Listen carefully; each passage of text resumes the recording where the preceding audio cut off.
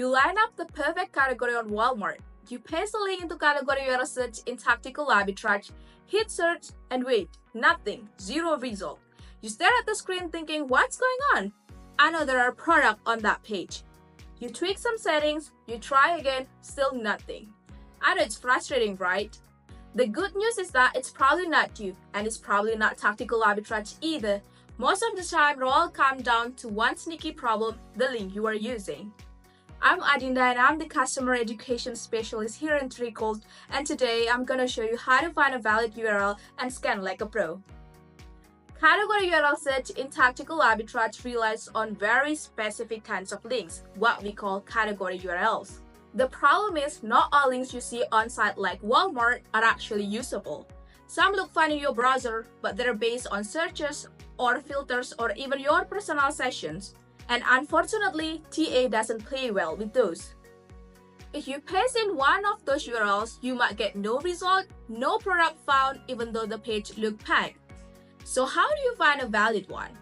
Go to your site, then you want to grab your link straight from the site's navigation menus, not the search bar. Here are some good Walmart examples. Go to the category and select Tech and Electronic as an example, then TV and Home Entertainment. This is where you can get a valid URL. You can also look for a clearance page for a more targeted scan. These are all clean, structured URLs pulled from the category tree. And inside Tactical Arbitrage, there's also a shortcut. You can look into the category URL search tab right side. Every supported site shows you a sample of what a valid URL looks like, so you can use that as a guidance. Now let's talk about the link that don't work. Let's say you search a category like popcorn. Search result page like this won't work. And then filtered view, also promo links with the tracking text or sessions ID.